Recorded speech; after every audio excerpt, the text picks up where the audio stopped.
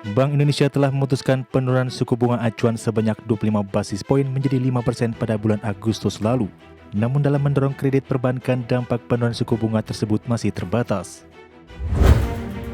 Menteri Koordinator Bidang Pemberdayaan Masyarakat Muhaimin Iskandar memastikan pemerintah terus berupaya menekan angka pengangguran di tanah air dengan penciptaan lapangan kerja baru baik melalui UMKM kota maupun desa.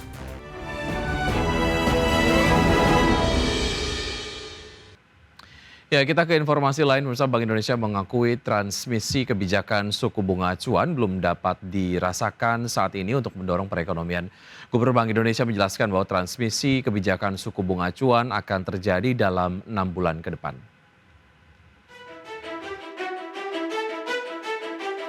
Bank Indonesia telah memutuskan penurunan suku bunga acuan sebanyak 25 basis poin menjadi 5% pada bulan Agustus lalu.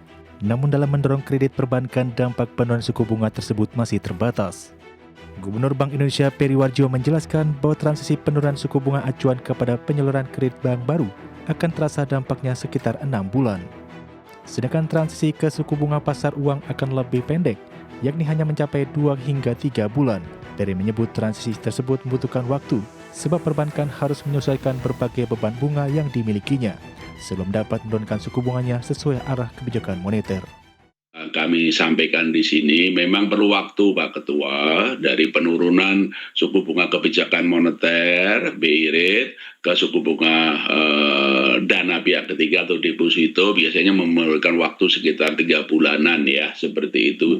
Terus setelah itu baru penurunan suku bunga kredit sekitar 6 bulan gitu ya. Karena bank-bank kan harus menghitung itu masalah itu. Tapi arahnya dari perbankan positif bahwa ke depan memang suku bunga baik deposito mau kredit mau itu juga akan turun. Memang perlu waktu Bapak, perlu waktu untuk ke sana.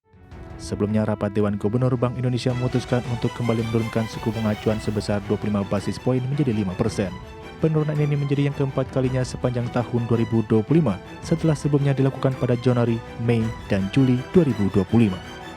Dari Jakarta, Harjo Patmo, Tim Liputan IDX Channel. Pemerintah memastikan terus berupaya menekan angka pengangguran di tanah air dengan penciptaan lapangan kerja. Pemerintah juga akan memprioritaskan akses terhadap permodalan serta pelatihan kerja untuk mendorong kewirausahaan. Menteri Koordinator Bidang Pemberdayaan Masyarakat Muhaimin Iskandar memastikan pemerintah terus berupaya menekan angka pengangguran di tanah air dengan penciptaan lapangan kerja baru baik melalui UMKM kota maupun desa, melalui Koperasi Merah Putih hingga penempatan tenaga kerja di luar negeri. Selain itu, pihaknya juga menyiapkan langkah-langkah konkret agar masyarakat dari berbagai lapisan desil. Selain itu, pihaknya juga menyiapkan langkah-langkah konkret agar masyarakat dari berbagai lapisan desil dapat naik kelas sesuai dengan potensi dan kondisi masing-masing. Adapun untuk kelas menengah ke atas atau desil 5 ke atas, pemerintah akan fokus mendorong jalur kewirausahaan.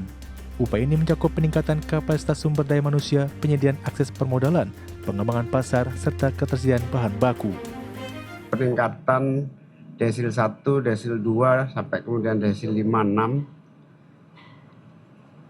Pertama, yang sudah kita temukan tadi adalah usia produktif di semua desil, termasuk desil 1 sampai 6.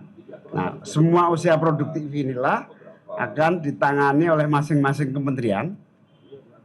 Apakah usia produktif ini membutuhkan skill untuk bekerja? Apakah usia produktif ini mau menjadi wirausaha untuk diakseskan kepada permodalan dan jenis-jenis usaha.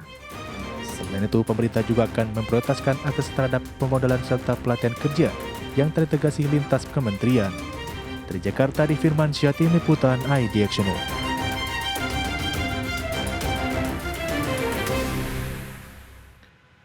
Ya, Menteri UMKM Maman Abdurrahman mengungkapkan pihaknya terus berupaya mempercepat pertumbuhan ekonomi nasional melalui sektor UMKM sebagai motor penggerak utama. Ya, Maman mengungkapkan langkah tersebut dilakukan dengan kerjasama pengelolaan dan sinkronisasi data dari sejumlah kementerian termasuk Badan Pusat Statistik untuk mengentaskan kemiskinan. Pihaknya akan melakukan perluasan kewirausahaan serta peningkatan daya saing UMKM mulai dari memperluas akses pembiayaan, meningkatkan kapasitas dan keterampilan pelaku usaha, menyinkronisasikan data antar kementerian dan lembaga agar program lebih tepat sasaran, hingga memberikan dukungan penuh bagi Kopdes Merah Putih sebagai wadah pemberdayaan desa. Hal tersebut diharapkan mampu menciptakan lapangan kerja baru. Membahas khusus mengenai wilayah yang desil 5 ya, Cak Menko. Kalau desil 1, 2, 3, 4 itu di wilayahnya Kementerian Sosial.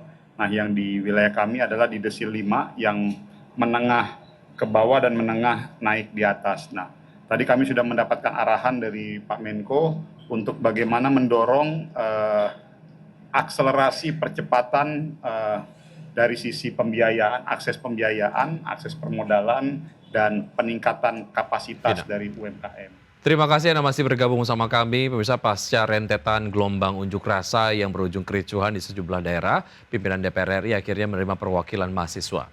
Ya, langkah ini merupakan upaya rekonsiliasi untuk dapat mendengar langsung aspirasi para mahasiswa.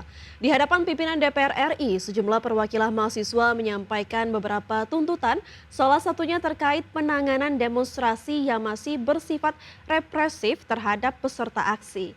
Mahasiswa juga mendesak pemerintah untuk melakukan penyelidikan atas tewasnya warga sipil dalam aksi unjuk rasa beberapa waktu lalu, dan meminta hasil penyelidikan dibuka secara transparan kepada publik.